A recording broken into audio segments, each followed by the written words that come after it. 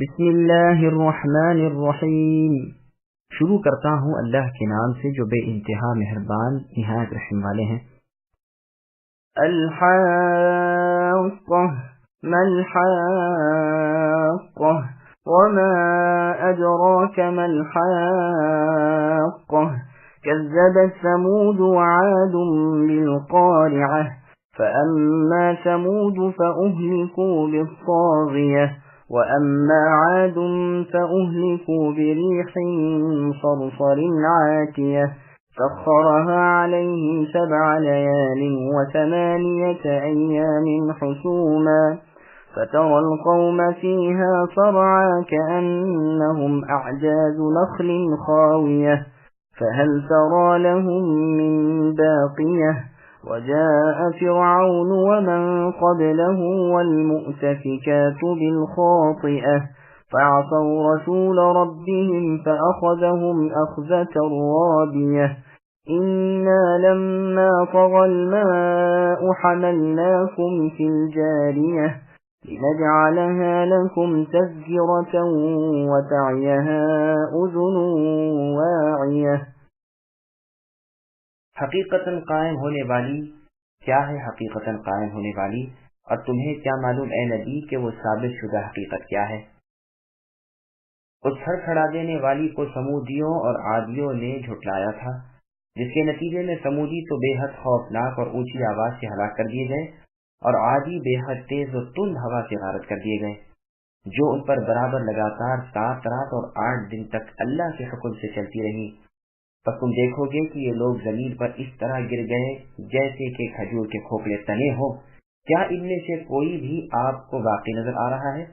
فرعون اور اس سے پہلے کے لوگ اور جن کی بستیاں الٹ دی گئیں، انہوں نے بھی خطائیں کی اور اپنے رب کے رسولوں کی نافرمانی کی۔ بالآخر اللہ تعالیٰ نے انہیں بھی زبردست گرفت میں لے لیا۔ جب پانی میں طغیانی آ گئی تو اس وقت ہم نے تمہیں کشتی میں چڑھا لیا تاکہ اسے تمہارے لیے نصیحت اور یادگار بنا دیں، اور تاکہ یاد رکھنے والے کان اسے یاد رکھیں۔ سامعین اب آیتوں کی تفسیر سماعت کیجیے۔ حاقہ قیامت کا نام۔ حاقۃ قیامت کا ایک نام ہے، اور اس نام کی وجہ یہ ہے کہ وعدہ و وعید کی حقانیت کا دن وہی ہے، اسی لیے اس دن کی ہولناکی بیان کرتے ہوئے فرمایا تم اس یعنی حاقہ کی صحیح کیفیت سے بے خبر ہو۔ پھر ان لوگوں کا بیان فرمایا جن جن لوگوں نے اسے جھٹلایا تھا اور پھر خمیازہ اٹھایا تھا۔ عاد و ثمود کے عذاب کا تذکرہ۔ تو فرمایا سمودیوں کو دیکھو، ایک طرف تو فرشتوں کے دھاڑنے کی کلیجوں کو پاش کر دینے والی آواز آتی ہے، دوسری جانب سے زمین میں غضبناکی کا بھونچال آتا ہے اور سب تہو بالا ہو جاتے ہیں۔ پس بقول قتادہ رحمۃ اللہ علیہ، طاغیہ کے معنی ہیں چنگاڑ کے، اور مجاہد رحمۃ اللہ علیہ فرماتے ہیں کہ اس سے مراد گناہ ہے، یعنی وہ اپنے گناہوں کے باعث برباد کر دیے گئے۔ ربیع ابن انس اور ابن زید رحمۃ اللہ علیہما کا قول ہے کہ اس سے مراد ان کی سرکشی ہے۔ ابن زید رحمۃ اللہ علیہ نے اس کی شہادت میں یہ آیت پڑھی کذبت ثمود بطغواها، یعنی سمودیوں نے اپنی سرکشی کے باعث جھٹلایا، یعنی اونٹنی کی کوچھیں کاٹ دی، اور عادی ٹھنڈی ہواؤں کے تیز جھونکوں سے جنہوں نے ان کے دل چھید دیے، تہس نہس کر دیے گئے۔ یہ آندیاں جو خیر و برکت سے خالی تھیں اور فرشتوں کے ہاتھوں سے نکلی جاتی تھیں، برابر پے در پے لگاتار 7 راتیں اور 8 دن تک چلتی رہیں۔ ان دونوں میں ان کے لیے سوائے نحوست اور بربادی کے اور کوئی بھلائی نہ تھی، جیسے اور جگہ اللہ نے فرمایا فی ایام نحسات۔ ربیع رحمۃ اللہ علیہ فرماتے ہیں کہ جمعے کے دن سے شروع ہوئی تھی، بعض کہتے ہیں بدھ سے۔ ان ہواؤں کو عرب اعجاز اس لیے بھی کہتے ہیں کہ قرآن نے فرمایا ہے ان عادیوں کی حالتیں اعجاز یعنی کھجوروں کے کھوکھلے تنوں جیسی ہو گئیں۔ دوسری وجہ یہ بھی ہے کہ عموماً یہ ہوائیں جاڑوں کے آخر میں چلا کرتی ہیں، اور عجب کہتے ہیں آخر کو، اور یہ وجہ بیان کی جاتی ہے کہ عادیوں کی ایک بڑھیا ایک غار میں گھس گئی تھی جو ان ہواؤں سے 8ویں روز وہیں تباہ ہو گئی، اور بڑھیا کو عربی میں عجوز کہتے ہیں۔ واللہ اعلم۔ خاویتن کے معنی ہے خراب، سڑا گلا، کھوکھلا۔ مطلب یہ ہے کہ ہواؤں نے انہیں اٹھا اٹھا کر الٹا بے پٹخا ان کے سر پھٹ گئے، سروں کا تو چورا چورا ہو گیا اور باقی جسم ایسا رہ گیا جیسے کھجور کے درخت کا سر پتوں والا کاٹ کر ٹھنڈ رہنے دیا ہو۔ بخاری و مسلم کی حدیث میں ہے کہ رسول اللہ صلی اللہ علیہ وسلم فرماتے ہیں، میری مدد کی گئی صبا کے ساتھ یعنی پروا ہوا کے ساتھ، اور عادی ہلاک کیے گئے دبور سے یعنی پچھوا ہوا سے۔ مجاہد رحمۃ اللہ علیہ فرماتے ہیں کہ اس ہوا کے پر اور دم تھی۔ پھر آگے اللہ فرماتے ہیں، بتلاؤ تو ان میں سے یا ان کی نسل میں سے ایک کو بھی تم اے نبی دیکھ رہے ہو، یعنی سب کے سب تباہ و برباد کر دیے گئے، کوئی نام لیوا باقی نہ رہا۔ فرعونیوں اور گزشتہ اقوام کی بربادی۔ پھر آگے اللہ نے فرمایا، فرعون اور اس سے اگلے خطا کار نافرمان رسول کا بھی یہی انجام ہوا۔ قبلہ کی دوسری قرأت قبلہ بھی ہے، تو معنی یہ ہوں گے کہ فرعون اور اس کے پاس اور ساتھ کے لوگ یعنی فرعون قبطی کفار۔ مقتفیات سے مراد بھی پیغمبروں کی جھٹلانے والی اگلی امتیں ہیں۔ خاطئۃ سے مطلب معصیت اور خطائیں ہیں۔ پس فرمایا، ان میں سے ہر ایک نے اپنے اپنے زمانے کے رسول کی تکذیب کی، جیسے اور جگہ اللہ نے فرمایا، کل کذب الرسل فحق وعید، یعنی ان سب نے رسولوں کی تکذیب کی اور ان پر عذاب آ پہنچے۔ اور یہ بھی یاد رہے کہ ایک پیغمبر کا انکار گویا تمام انبیاء علیہم السلام کا انکار ہے، جیسے قرآن میں اللہ نے فرمایا، کذبت قوم نوح المرسلین، اور فرمایا کذبت عاد المرسلین، یعنی قوم نوح نے، عادیوں نے، سمودیوں نے رسولوں کو جھٹلایا، حالانکہ سب کے پاس یعنی ہر ایک امت کے پاس ایک ہی رسول آیا تھا۔ یہی مطلب یہاں بھی ہے کہ انہوں نے اپنے رب کے پیغمبر علیہ السلام کی نافرمانی کی، بس اللہ تعالیٰ نے انہیں سخت تر مہلک، بڑی دردناک المناک پکڑ میں پکڑ لیا۔ اس کے بعد اپنا احسان جتاتے ہوئے اللہ نے فرمایا کہ دیکھو، جب نوح علیہ السلام کی دعا کی وجہ سے زمین پر طوفان آیا اور پانی حد سے گزر گیا، چاروں طرف ریل پیل ہو گئی، نجات کی کوئی جگہ نہ رہی، اس وقت ہم نے تمہیں کشتی میں چڑھا لیا۔ ابن عباس رضی اللہ عنہما فرماتے ہیں کہ جب قوم نوح علیہ السلام نے اپنے نبی کو جھٹلایا اور ان کی مخالفت اور ایذا رسانی شروع کی، اللہ تعالیٰ کے سوا دوسروں کی عبادت کرنے لگے، اس وقت نوح علیہ السلام نے تنگ آ کر ان کی ہلاکی کی دعا کی، جسے اللہ تعالیٰ نے قبول فرما لیا اور مشہور طوفان نوح نازل فرمایا، جس سے سوائے ان لوگوں کے جو نوح علیہ السلام کی کشتی میں سوار تھے روئے زمین پر کوئی نہ بچا، بس سب لوگ نوح علیہ السلام کی نسل اور آپ کی اولاد میں سے ہیں۔ علی رضی اللہ عنہ فرماتے ہیں کہ پانی کا ایک ایک قطرہ باجازت اللہ تعالیٰ پانی کے داروغہ فرشتے کے ناپ تول سے برستا ہے، اسی طرح ہوا کا ہلکا سا جھونکا بھی بے ناپے تولے نہیں چلتا، لیکن ہاں عادیوں پر جو ہوائیں چلی اور قوم نوح پر جو طوفان آیا وہ تو بے حد اور بے شمار اور بغیر ناپ تول کے تھا۔ اللہ تعالیٰ کی اجازت سے پانی اور ہوا نے وہ زور باندھا کہ نگہبان فرشتوں کی کچھ نہ چلی۔ اسی لیے قرآن میں طغى الماء اور بريح صرصر عاتیہ کے الفاظ ہیں۔ اسی لیے اس اہم احسان کو اللہ تعالیٰ یاد دلا رہے ہیں کہ ایسے پرخطر موقع پر ہم نے تمہیں کشتی پر انسانوں سوار کرا دیا تاکہ یہ کشتی تمہارے لیے نمونہ بن جائے۔ چنانچہ آج بھی ویسی ہی کشتیوں پر سوار ہو کر سمندر کے لمبے چوڑے سفر طے کر رہے ہو، جیسے اور جگہ اللہ نے فرمایا وَجَعَلَ لَكُم مِّنَ الْفُلْكِ وَالْأَنْعَامِ إِلَى آخِرِ الْآيَةِ، یعنی تمہاری سواری کے لیے کشتیاں اور چوپائے جانور بنائے تاکہ تم ان پر سواری کرو اور سوار ہو کر اپنے رب کی نعمت کو یاد کرو۔ ایک اور جگہ اللہ نے فرمایا وَآيَةٌ لَهُمْ أَنَّا حَمَلْنَا ذُرِّيَّتَهُمْ فِي الْفُلْكِ الْمَشْحُونِ، یعنی ان کے لیے ایک نشان قدرت اللہ کی یہ بھی ہے کہ ہم نے ان کی نسل کو بھری کشتی میں چڑھا لیا اور بھی ہم نے اس جیسی ان کی سواریاں پیدا کر دی۔ قتادہ رحمۃ اللہ علیہ نے اوپر کی اس آیت کا یہ مطلب بھی بیان کیا ہے کہ وہی کشتی نوح باقی رہی یہاں تک کہ اس امت کے اگلوں نے بھی اسے دیکھا، لیکن زیادہ ظاہر مطلب پہلا ہی ہے۔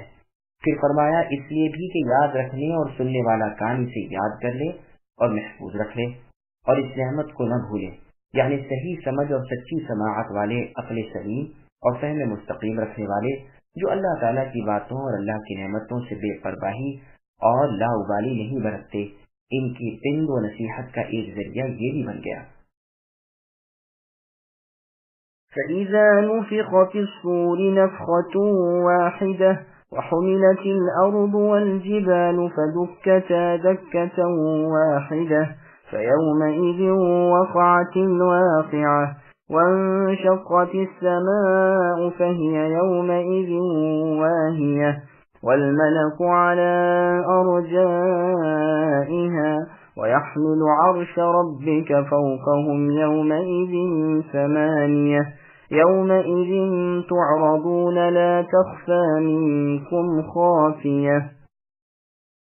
بس جب کہ سور میں ایک پھونک پھونکی جائے گی اور زمین اور پہاڑ اٹھا لیے جائیں گے اور ایک ہی چوٹ میں ریزہ ریزہ کر دیے جائیں گے، اس دن ہو پڑنے والی قیامت ہو پڑے گی اور آسمان پھٹ جائے گا اور اس دن بالکل بودا ہو جائے گا، اس کے کناروں پر فرشتے ہوں گے اور آپ کے پروردگار کا عرش اس دن 8 فرشتے اپنے اوپر اٹھائے ہوئے ہوں گے. اس دن تم سب سامنے پیش کیے جاؤ گے، تمہارا کوئی بھید پوشیدہ نہ رہے گا. سامعین، اب ان آیتوں کی تفسیر سماعت کیجیے. سور پھونکے جانے کا وقت، قیامت کی ہولناکیوں کا بیان یہاں ہو رہا ہے. سب سے پہلی گھبراہٹ پیدا کرنے والی چیز سور کا پھونکا جانا ہوگا، جس سے سب کے دل ہل جائیں گے. پھر نفخہ پھونکا جائے گا، جس سے تمام زمین و آسمان کی مخلوق بے ہوش ہو جائے گی مگر جسے اللہ تعالیٰ چاہے. پھر سور پھونکا جائے گا، جس کی آواز سے تمام مخلوق اپنے رب کے سامنے کھڑی ہو جائے گی. یہاں اسی پہلے نفخے کا بیان ہے. یہاں بطور تاکید کے یہ بھی فرما دیا کہ یہ اٹھ کھڑے ہونے کا نفخہ ایک ہی ہے، اس لیے کہ جب اللہ تعالیٰ کا حکم ہوگا پھر نہ تو اس کا خلاف ہو سکتا ہے، نہ وہ ٹل سکتا ہے، نہ دوبارہ فرمان کی ضرورت ہے اور نہ تاکید کی. امام ربیع رحمۃ اللہ علیہ فرماتے ہیں اس سے مراد آخری نفخہ ہے، لیکن ظاہر قول وہی ہے جو ہم نے کہا. اسی لیے یہاں اس کے ساتھ ہی فرمایا کہ زمین و آسمان اٹھا لیے جائیں گے اور کھال کی طرح پھیلا دیے جائیں گے اور زمین بدل دی جائے گی اور قیامت واقع ہو جائے گی. علی رضی اللہ عنہ فرماتے ہیں کہ آسمان ہر کھلنے کی جگہ سے پھٹ جائے گا، جیسے سورہ نبا میں ہے وَفُتِحَتِ السَّمَاءُ فَكَانَتْ أَبْوَابًا. ابن عباس رضی اللہ عنہما فرماتے ہیں آسمان میں سوراخ اور غار پڑ جائیں گے اور شق ہو جائے گا. عرش اس کے سامنے ہوگا، فرشتے اس کے کناروں پر ہوں گے جو کنارے اب تک ٹوٹے نہ ہوں گے اور دروازوں پر ہوں گے. آسمان کی لمبائی میں پھیلے ہوئے ہوں گے اور زمین والوں کو دیکھ رہے ہوں گے. پھر فرمایا قیامت والے دن 8 فرشتے اللہ تعالیٰ کا عرش اپنے اوپر اٹھائے ہوئے ہوں گے. بس یا تو مراد عرش عظیم کا اٹھانا ہے یا اس عرش کا اٹھانا مراد ہے جس پر قیامت کے دن اللہ تعالیٰ لوگوں کے فیصلوں کے لیے ہوں گے. واللہ اعلم. عرش اٹھانے والے فرشتوں کا ذکر. عبداللہ ابن عمر رضی اللہ عنہما فرماتے ہیں کہ ان کی آنکھ کے ایک سرے سے دوسرے سرے تک 100 سال کا راستہ ہے. مطلب یہ ہے کہ بہت بڑے ہوں گے. ابن ابی حاتم کی مرفوع حدیث میں ہے کہ مجھے اجازت دی گئی ہے کہ میں تمہیں عرش سے اٹھانے والے فرشتوں میں سے ایک فرشتے کی نسبت خبر دوں کہ اس کی گردن اور کان کے نیچے تک کی لو کے درمیان اتنا فاصلہ ہے کہ اڑنے والا پرندہ 700 سال تک اڑتا چلا جائے. اس کی اسناد بہت عمدہ ہے اور اس کے سب راوی ثقہ ہیں. اسے امام ابو داؤد رحمۃ اللہ علیہ نے بھی اپنی سنن میں روایت کیا ہے کہ رسول اللہ صلی اللہ علیہ وسلم نے اسی طرح فرمایا ہے. سعید بن جبیر رحمۃ اللہ علیہ فرماتے ہیں کہ اس سے مراد فرشتوں کی 8 صفیں ہیں اور بھی بہت سے بزرگوں سے یہ مروی ہے. ابن عباس رضی اللہ عنہما فرماتے ہیں کہ اعلیٰ فرشتوں کے 8 حصے ہیں جن میں سے ہر ایک حصے کی گنتی تمام انسانوں، جنوں اور سب فرشتوں کے برابر ہے. پھر فرمایا قیامت کے روز تم اس اللہ تعالیٰ کے سامنے پیش کیے جاؤ گے جو پوشیدہ کو اور ظاہر کو بخوبی جانتے ہیں. جس طرح کھلی سے کھلی چیز کے اللہ عالم ہیں، اسی طرح چھپی سے چھپی چیز کو بھی وہ جانتے ہیں. اسی لیے فرمایا کہ تمہارا کوئی بھید اللہ سے اس روز چھپ نہ سکے گا. عمر بن خطاب رضی اللہ عنہ کا قول ہے کہ لوگوں اپنی جانوں کا حساب کر لو اس سے پہلے کہ تم سے حساب لیا جائے، اور اپنے اعمال کا آپ اندازہ کر لو اس سے پہلے کہ ان اعمال کا وزن کیا جائے، تاکہ کل قیامت والے دن تم پر آسانی ہو، جس دن کے تمہارا پورا پورا حساب لیا جائے گا اور بڑی پیشی میں خود اللہ جل شأنہ کے سامنے تم پیش کر دیے جاؤ گے. فَأَمَّا مَنْ أُوتِيَ كِتَابَهُ بِيَمِينِهِ فَيَقُولُ هَاؤُمُ اقْرَءُوا كِتَابِيَهْ إِنِّي ظَنَنتُ أَنِّي مُلَاقٍ حِسَابِيَهْ فَهُوَ فِي عِيشَةٍ رَاضِيَةٍ فِي جَنَّةٍ عَالِيَةٍ قُطُوفُهَا دَانِيَةٌ كلوا واشربوا هنيئا بما أسلفتم في الأيام الخالية. تو جسے اس کا نامہ اعمال اس کے دائیں ہاتھ میں دیا جائے گا تو وہ تو کہنے لگے گا کہ لو میرا نامہ اعمال پڑھو، مجھے تو کامل یقین تھا کہ مجھے اپنا حساب ملنا ہے. پس وہ ایک خاطر خواہ زندگی میں ہوگا بلند و بالا جنت میں، جس کے میوے جھکے پڑتے ہوں گے. ان سے کہا جائے گا کہ کھاؤ پیو سہتا پچتا اپنے ان اعمال کے بدلے جو تم نے گزشتہ زمانے میں کیے. سامعین، اب ان آیتوں کی تفصیل سماعت کیجیے. جن کو نامہ اعمال دائیں ہاتھ میں ملے گا، یہاں بیان ہو رہا ہے کہ جن خوش نصیب لوگوں کو قیامت کے دن ان کے اعمال نامے ان کے دائیں ہاتھ میں دیے جائیں گے، وہ سعادت مند حضرات بے حد خوش ہوں گے اور جوش مسرت میں بے ساختہ ہر ایک سے کہتے پھریں گے کہ میرا نامہ اعمال تو پڑھو. اور یہ اس لیے کہ جو گناہ بتقاضۂ بشریت ان سے ہو گئے تھے وہ بھی ان کی توبہ کی وجہ سے نامہ اعمال میں سے مٹا دیے گئے ہیں، اور نہ صرف مٹا دیے گئے ہیں بلکہ ان کے بجائے نیکیاں لکھی گئی ہیں. پس یہ سراسر نیکیوں کا نام اعمال ایک ایک کو پورے سرور اور سچی خوشی سے دکھاتے کرتے ہیں. عبد الرحمن بن زید رحمۃ اللہ علیہ فرماتے ہیں ہا کے بعد لفظ زیادہ ہے، لیکن ظاہر بات یہ ہے کہ ہا معنی میں ہا کم کے ہے. ابو عثمان رحمۃ اللہ علیہ فرماتے ہیں کہ چپکے سے حجاب میں مؤمن کو اس کا نام اعمال دیا جائے گا جس میں اس کے گناہ لکھے ہوئے ہوں گے. وہ اسے پڑھتا ہوگا اور ہر ایک گناہ پر اس کے ہوش اڑ جاتے ہوں گے، چہرے کی رنگت پھیکی پڑ جاتی ہوگی. اتنے میں اس کی نگاہ اپنی نیکیوں پر پڑ جائے گی. جب انہیں پڑھنے لگے گا تب ذرا چین آئے گا، ہوش و حواس درست ہوں گے اور چہرہ کھل جائے گا. پھر نظر جما کر پڑھے گا تو دیکھے گا کہ اس کی برائیاں بھی بھلائیوں سے بدل دی گئی ہیں، ہر برائی کی جگہ بھلائی لکھی ہوئی ہے. اب تو اس کی باتیں کھل جائیں گی اور خوشی سے نکل کھڑا ہوگا، اور جو بھی ملے گا اس سے کہے گا کہ ذرا میرا نام اعمال تو پڑھو. حنظلہ رضی اللہ عنہ جنہیں فرشتوں نے ان کی شہادت کے بعد غسل دیا تھا، ان کے پوتے عبداللہ رحمۃ اللہ علیہ فرماتے ہیں کہ اللہ تعالیٰ اپنے بندے کو قیامت والے دن اپنے سامنے کھڑا کریں گے اور اس کی برائیاں اس کے نام اعمال کی پشت پر لکھی ہوئی ہوں گی جو اس پر ظاہر کی جائیں گی. اور اللہ تعالیٰ اس سے فرمائیں گے کہ بتا کیا تو نے اعمال کیے ہیں؟ وہ اقرار کرے گا کہ ہاں بے شک پروردگار یہ برائیاں مجھ سے ہوئی ہیں. اللہ تعالیٰ فرمائیں گے دیکھ میں نے دنیا میں تجھے رسوا نہیں کیا نہ فضیحت کی، اب یہاں بھی میں تجھ سے درگزر کرتا ہوں اور تیرے تمام گناہوں کو معاف کرتا ہوں. جب یہ اس سے فارغ ہوگا تب اپنا نام اعمال لے کر بادل شاد ایک ایک کو دکھاتا پھرے گا.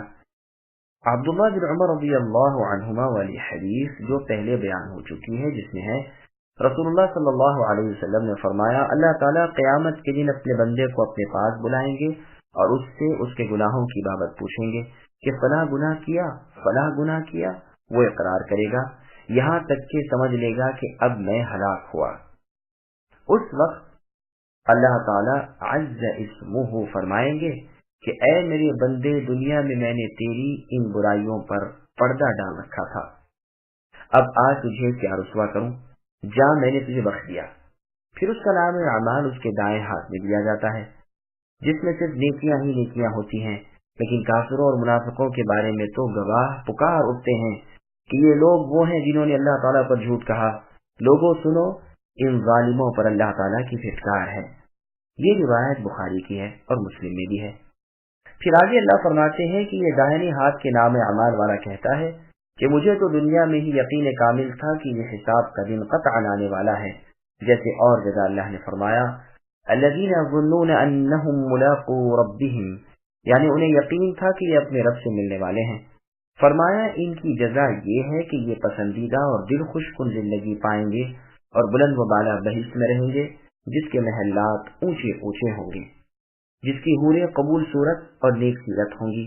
وہ گھر نعمتوں کے بھرپور خزانے ہوں گے اور یہ تمام نعمتیں نہ ٹلنے والی نہ ختم ہونے والی بلکہ کمی سے بھی محفوظ ہوں گی.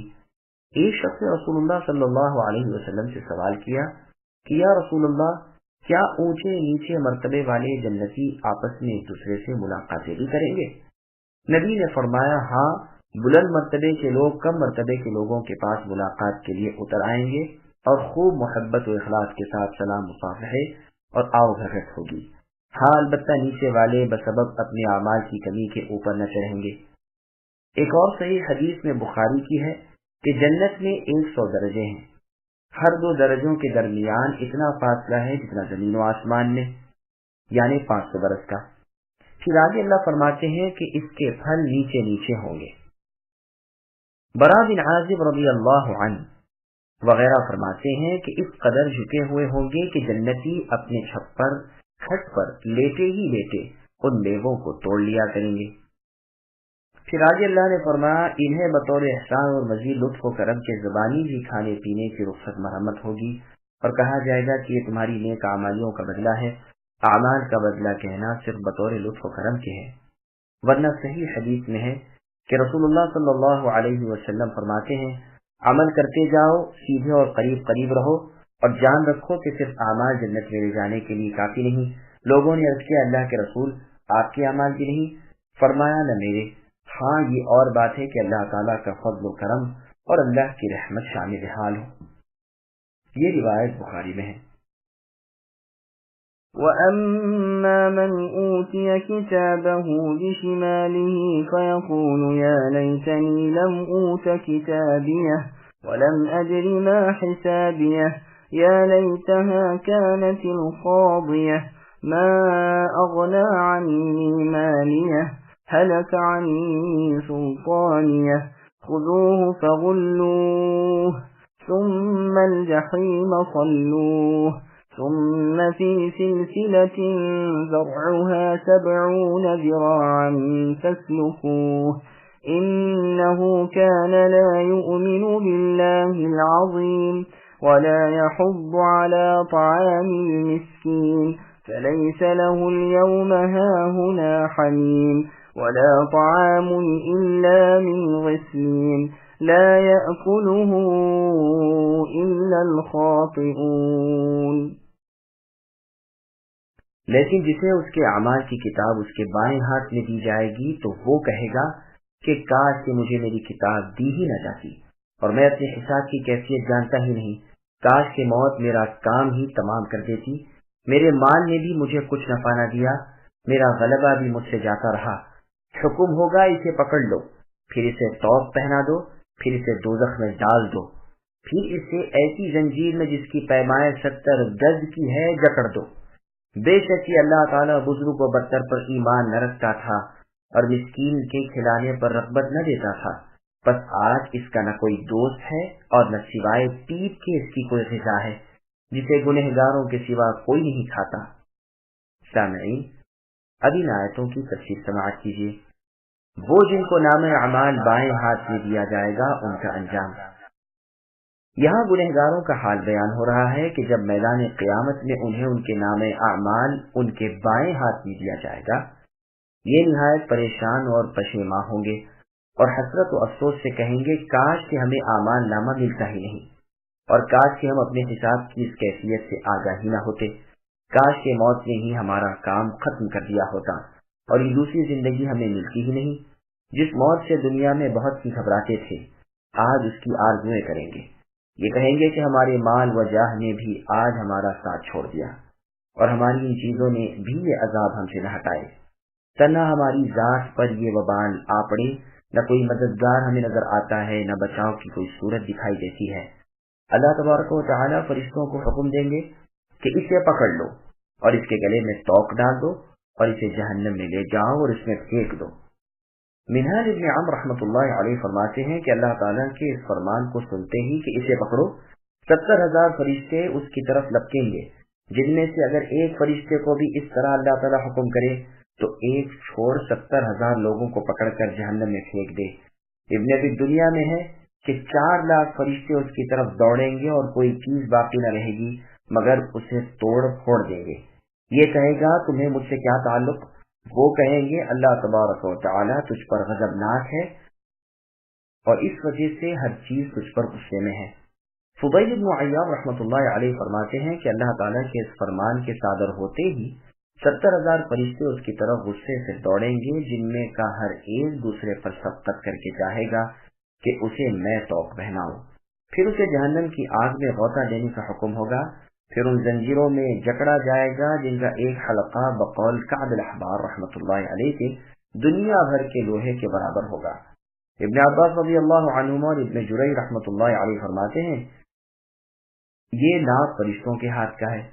عبداللہ بن عباس رضی اللہ عنہما کا فرمان ہے کہ یہ زنجیریں اس کے جسم میں پرودی جائیں گی، پاخانے کے راستے سے ڈالی جائیں گی اور منہ سے نکالی جائیں گی، اور اس طرح آگ میں بھونا جائے گا جیسے سیخ میں کباب اور تیلی میں ٹڈی۔ یہ بھی مرضی ہے کہ پیچھے سے زنجیریں ڈالی جائیں گی اور ناک کے دونوں نسلوں سے نکالی جائیں گی، جس سے کہ وہ پیروں کے بل کھڑا ہی نہ ہو سکے گا۔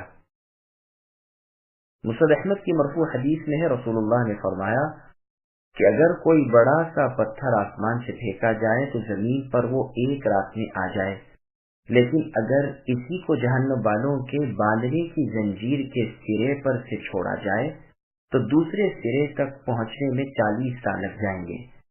یہ حدیث ترمذی میں بھی ہے اور امام ترمذی اسے حسن بتلاتے ہیں۔ اللہ پر ایمان اور مسکین کو کھانا کھلانے کا ثواب۔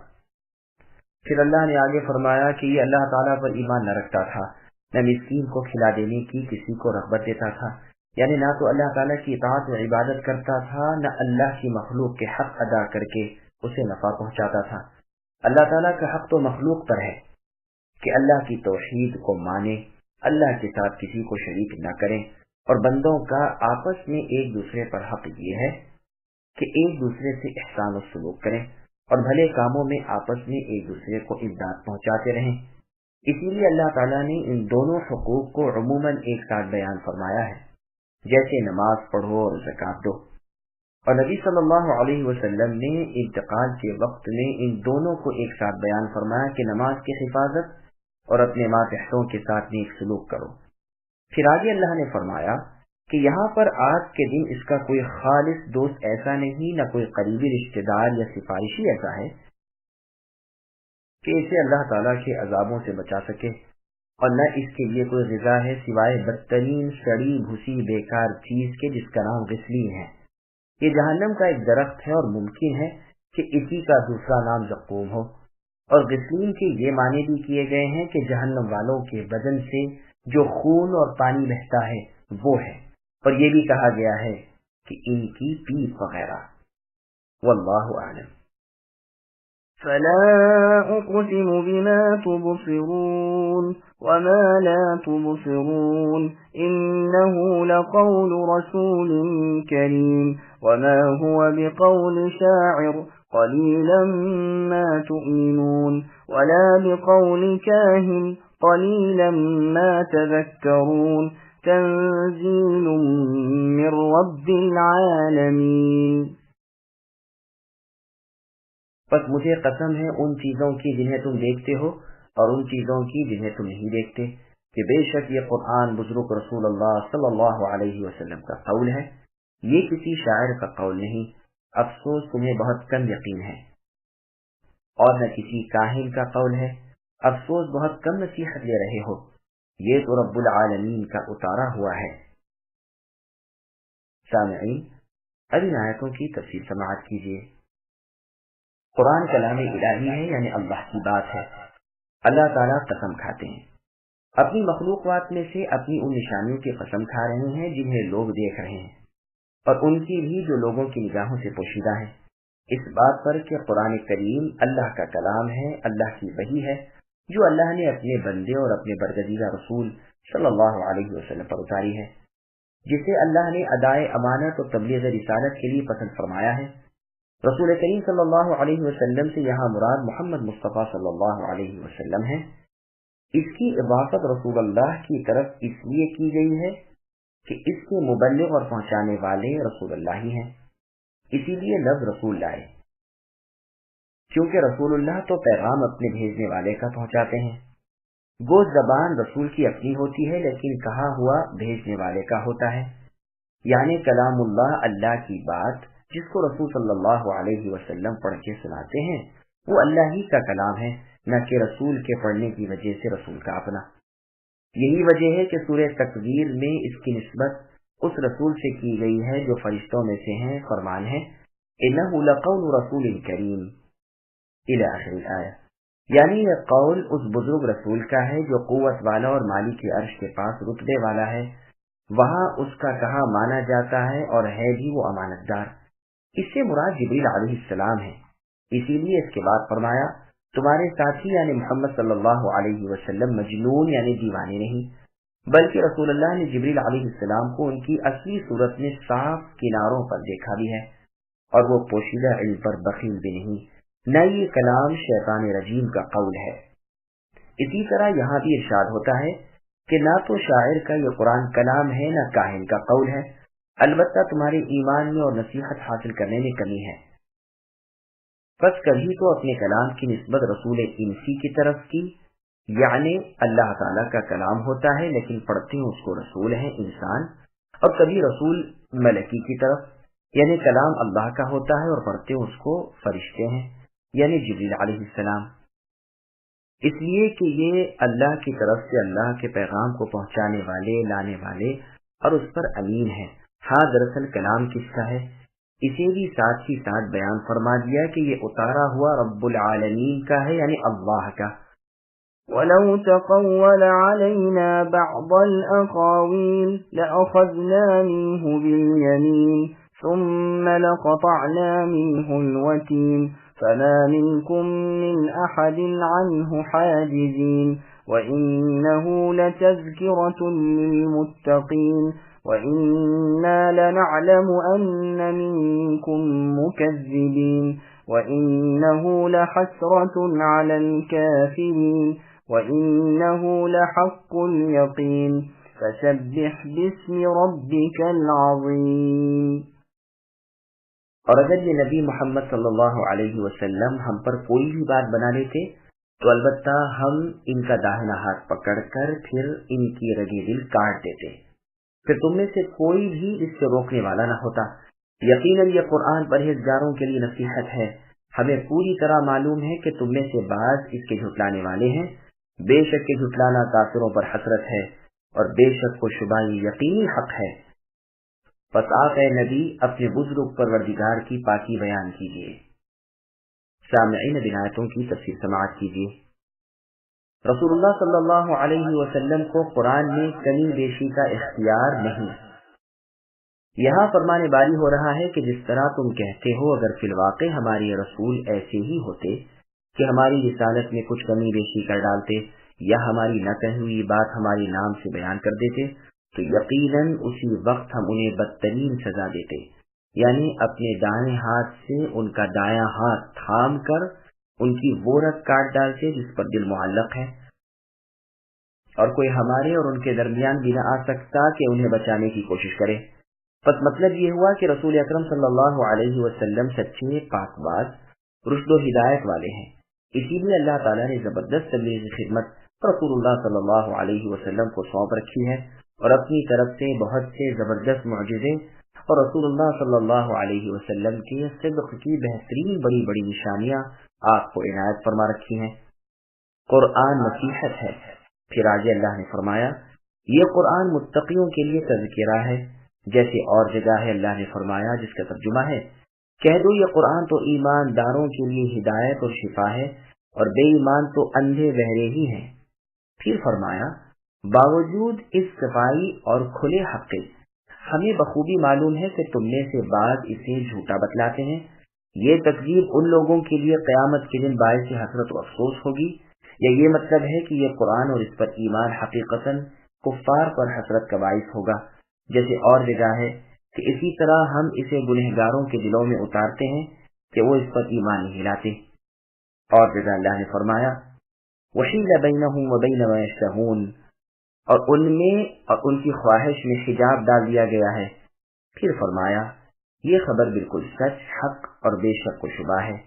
پھر اپنے نبی محمد صلی اللہ علیہ وسلم کو حکم دیتے ہیں کہ اس قرآن کے نازل کرنے والے رب عظیم کے نام کی بزرگیاں اور پاک بازیاں بیان کرتے رہو۔ سامعین الحمدللہ، سورۃ الحاقہ کی تفسیر مکمل ہوئی۔